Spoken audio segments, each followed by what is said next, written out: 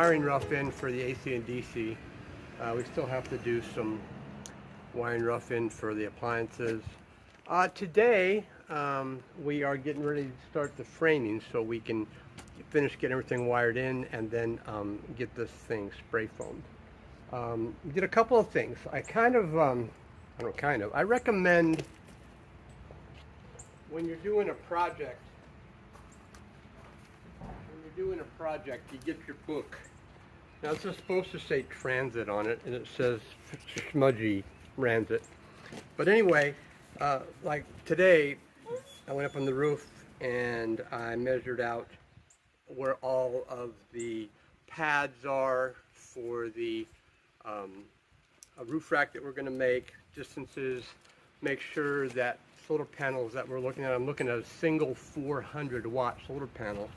It's going to fit up there. And you have your project book. Get your project book. I like these because they have a grid on one side and notes on the other and a date, and quite helpful. So today we are getting ready to, we're cutting our framing wood. Now many of you, when you look at how I'm going to frame this as a carpenter, you're going to see that there's an easy way to frame and a not as easy way to frame. And Betsy and I are going to frame this the not as easy way to frame. And when we are in the truck, we will explain why. You know, again, big fan of Chuck Cassidy. Thanks, Chuck. And his method for building schoolies. And he uses some good, what we call green building practices. So the way that we're going to frame it will minimize what's called thermal bridging, maximize insulation effectiveness. And by not allowing any true extended thermal bridges, I'm going to call them extended thermal bridges, and I'll show you why when we get in the truck again. You know, we're going to have a 90 to 90%, maybe even 95% thermal efficiency on our insulation.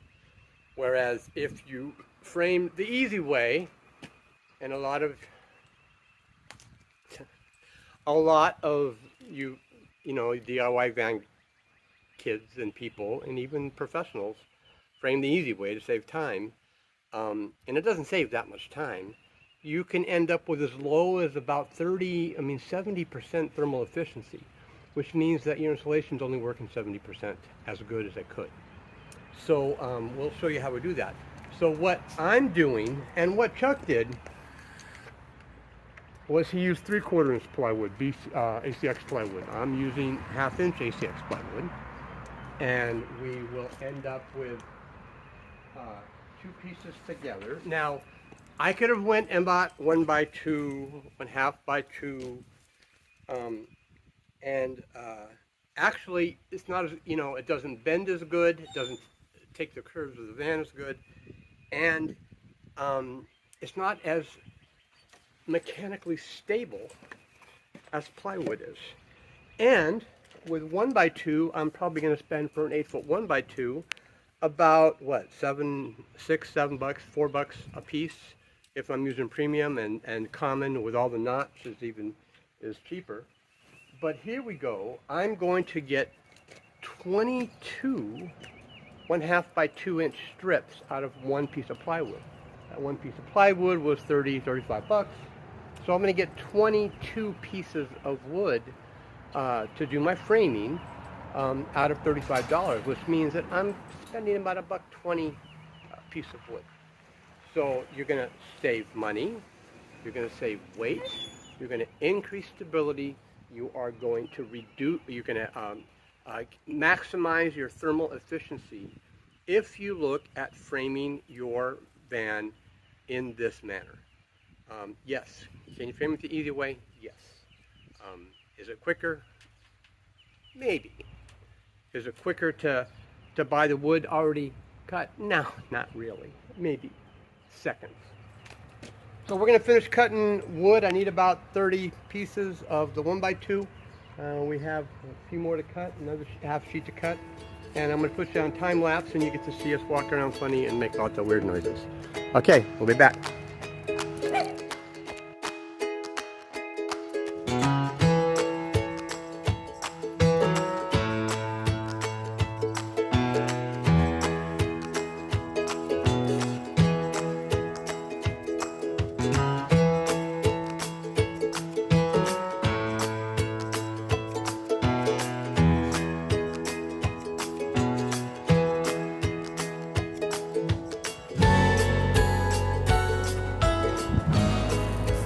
back.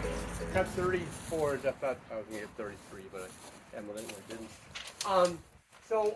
Now, basically, what we're going to do here is we are going to start with up and down ribs this way. And the ribs will be over these open holes, so we'll only have contact points in various locations that minimize the contact patch on the wall. By minimizing the contact patch on the wall, we'll still get a tight connection, but we're going to minimize the thermal bridging. Across the roof, we're going to start with a row going lengthwise.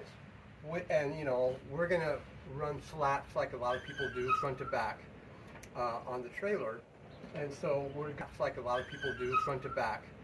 on the trailer.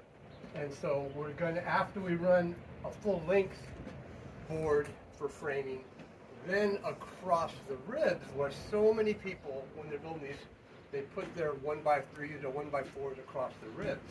You end up with a full thermal bridge. Now what's a thermal bridge? Even if we stuff these ribs with insulation, which we will, you still have metal-to-metal contact. The metal on the roof, the metal of the rib. So you're still going to get conduction of heat from the roof through this metal. And so if it's hot outside, and wood doesn't provide very little insulation, if it's hot outside, you'll end up with a hot rib. If it's cool outside, you'll end up with a cold spot. And so what we'll do first is we'll run ribs this way for framing, and then run ribs this way, and we end up with a contact point about yay big. So now I'm going to measure the sides, and we will start framing the sides, and we'll talk about what kind of frame we're using. It looks like it is about 73 inches.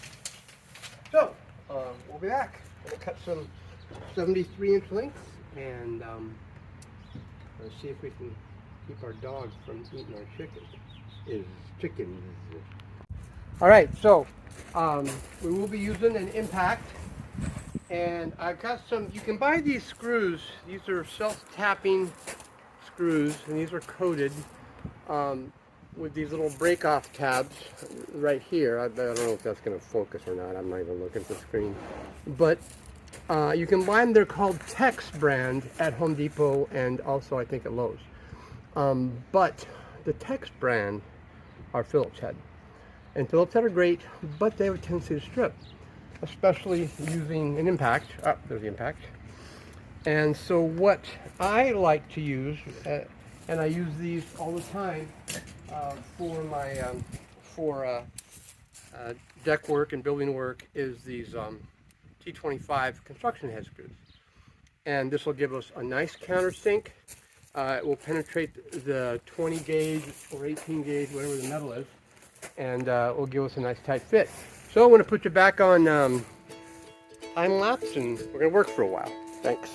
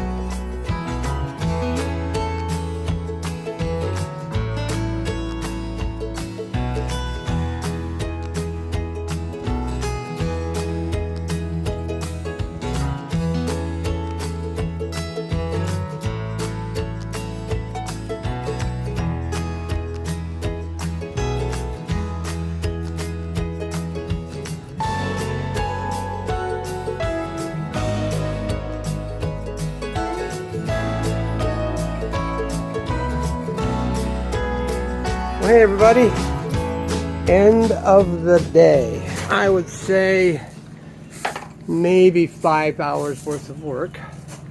We got all the framing strips cut and the back of the cabin framed.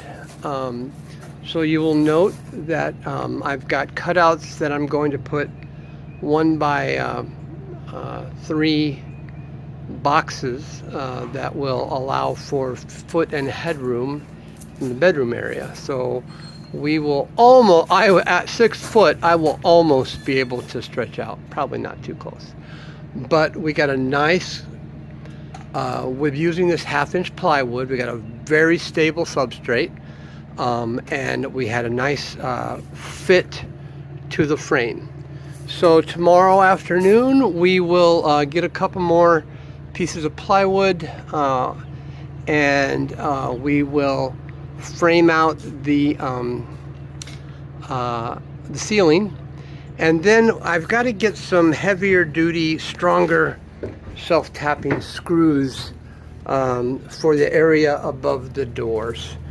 This is a thicker metal. I may use rivet nuts, I'm not sure. I'm going to think about it tomorrow. But this is going to be the control panel area. We're going to have all of our controls and systems. And this will be a cabinet up here above the kitchen area. So, you know, there's, I'm going to have to frame that in tomorrow. We will be framing all the way to this front panel here. And that's where the overhead ends up, I think. Actually, no, it ends up right there. So we will be framing all the way down to this first pillar here, and then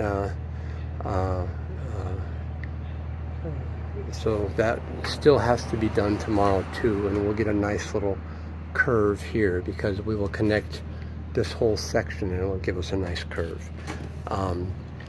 Again, we will be framing the ceiling lengthwise, and then we'll frame the pillars across to give us our contact points where we can put our longleaf, antique longleaf heart pine that I'm going to be using for the ceiling. And the walls are probably going to end up being 1/4-inch ply Baltic birch that we will stain, and then the antique longleaf pine on the ceiling. I think that's what the plan is right now. So anyway, good day. Like I said, probably about 5 man hours times 2, so 10 man hours today. Don't run away, Beth. Where are you going? Oh, okay. Yeah, we're gonna take a seat because, but probably about, there she is. Betsy helped me with the cutting and then did a really good deep clean on the front on the vinyl while I framed. Tomorrow night she'll be framing with me on the ceiling because we got to hold things up higher. And there's Mitt. And then there's Mitt, the yappy dog. But anyway, the Vintage Mail here, Jim, and Miss Betsy shining off for the night. Thanks for hanging with us, and we hope that we kind of earned your subscription and follow and all that other stuff, and we will keep chugging along. We got 2 months. We want to be on the road in 2 months on the way to Montana. So thanks, peace. Hey, remember, live life every single day.